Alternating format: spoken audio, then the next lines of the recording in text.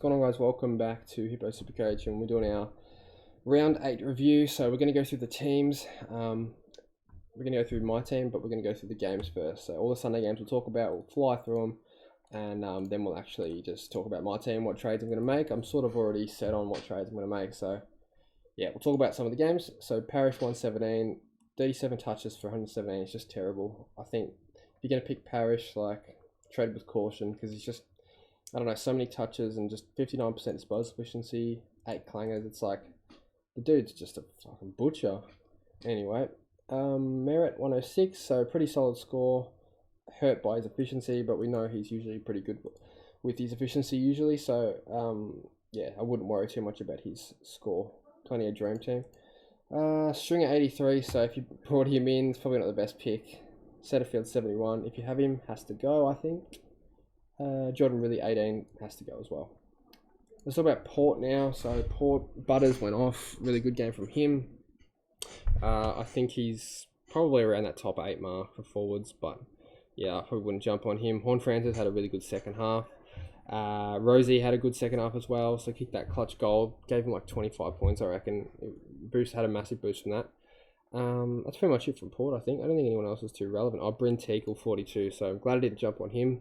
Really thought about it, and if you did, it's still, it's okay, but yeah, I think he doesn't look amazing. So now I'll talk about Sydney Collingwood. So we'll start with Collingwood. Tom Mitchell, if anyone had him, 88. It's probably not going to, guaranteed, probably not going to be a top 8 mid. Josh Dacos, not Josh Dacos, Nick Dacos scoring 81. Got a hard tag, obviously. Got roughed up all game. I sort of thought, like, didn't really need to do that, but, whatever. I guess they're trying to find ways to shut him down, and he still played pretty well, 25 touches, but yeah, copped a hard tag and not as efficient as normal. A couple of clangers in there, so yeah, it is what it is with Dacos, but don't worry about him, he'll be fine. Errol Goulden, 156, so happy with him, obviously. I really considered trading him a couple of weeks back instead of Setterfield. Thank God I went with Setterfield, otherwise that would have been a heartbreaking move. But yeah, just everywhere, so much outside ball, they were looking for him all the time, and yeah, that was the Goulden we picked at the start of the season. Jake Lloyd, good again, 110. Callum Mills, 100. So he's one that's got to be in consideration. We'll talk about him in a second. But I think he got his mid-roll back. And let's quickly have a look at DFS Australia. I don't know if their numbers will be fully updated just yet. But let's have a look. So round 8. Okay, they are. So Mills, he had 63%. That's really positive. Some would say that it's because he was paying attention to Dacos, which it could be true, but hopefully Mills is going to be back in the midfield. I don't know if he's someone I'd jump on just because we can't trust John Longmire, and I don't want Mills in my final team, I don't think. Not if he's going to be playing all over the shop. But yeah, so I probably need to say one more good game from him before I'd bring him in, but if you're going to take a punt on him, I don't mind it. That's pretty much it from Sydney. Nothing else too relevant. And this game was crazy. Like, oh my goodness. Jack Siebel, you are an animal, honestly. That was... I couldn't be more happy with Siebel. Like, that was just crazy. Absolute pig of a man. Like, the way he played, it was just so stat-patty and, yeah, unreal performance from him. So, super happy I've got him, and he's a guaranteed top 6 forward and defender, I think. Especially if he's playing like that. Sheasel 110, so he bounced back nicely. Yeah, I think he's a keeper. Oh, sorry, not bounce back last thing. He's had 2 good games now. But this 2 weeks ago, he was a bit poor with a tag and an injury niggle and play out of position. So Aaron Hall, hopefully he stays out of the team and it'll help Sheasel. LDU, man, if you got him, probably have to get rid of him. Like, he's just fucking terrible. Like, I think he's got a injury that he's carrying. To me, that's what it looks like. Just because he looks slow. I've never really watched him that closely, but watching him closely now, he just looks slow, and he does look like he's carrying something. So I think if you've got him, trade him out ASAP before he loses all his value.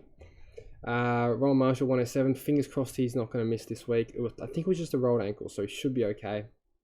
But yeah, a bit annoying to see him go out early in the 4th. He was on track for like a 120.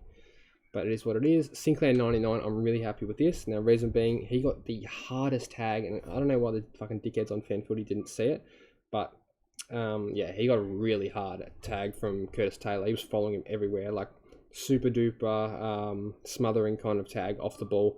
Curtis Taylor would follow him to the forward line, like, just fuck off, bro.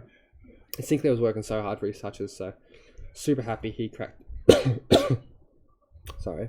Super happy he cracked 99 because I thought we'll be in for like a 70 score here. Wanganeen Malera, you could fuck off. Where was this when I had you? Jack Steele 95. I didn't think he played that well, and apparently played deep forward a bit, so ripped anyone that brought him in this week, but it's still a good score, much better than Buckhead Sicily. Bytail 8, you're going to be like 50k. Shocking pick. Alright, let's talk about my team. Talk about the trades, where I'm sitting. So I am at the 5,300 mark. I've dropped fucking, what have I dropped? 2,100 ranks. It's really annoying. It's really friggin' annoying. I've had a shit week, but it's alright. We bounce back. We'll regain. Let's go into the edit team. So yeah, you guys know how my team have gone. We'll talk about the Sunday games real quick. Or who even played on Sunday, I can't remember. Fuck it, who cares? Yeah, that's my team.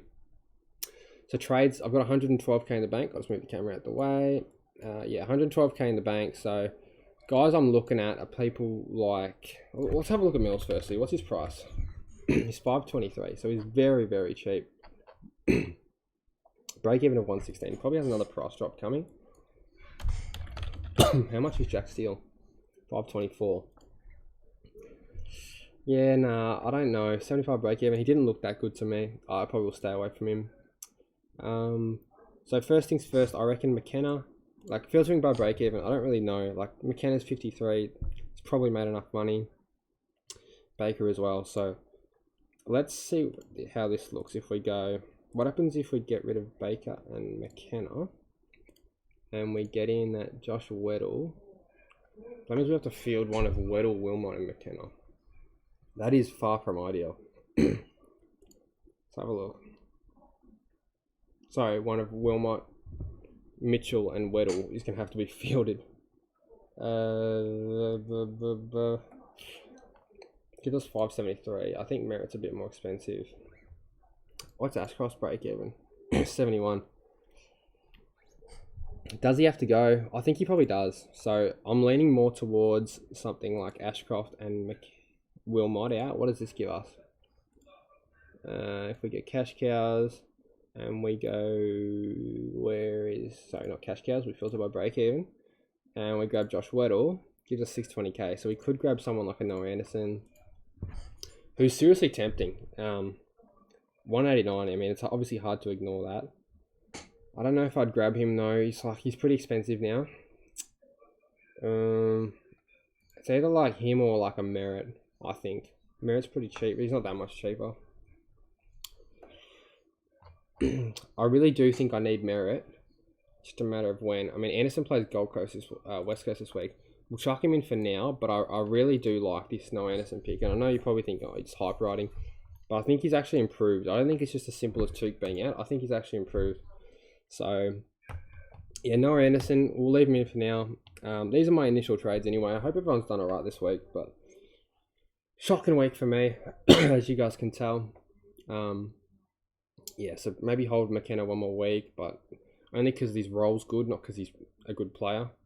In terms of VCC, I reckon Anderson VC into... I think Bont cops Hewitt. I mean, I said Bont would cop some attention last week and he didn't, but I'm pretty confident Bont cops Hewitt. And then in terms of captaincy, fucking, I don't even know. It probably will be English again, I think. I think he's the safest one.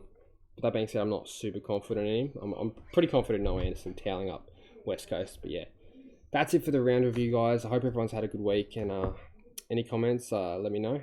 Or any questions, let me know in the comments. And I'll see you in the next one.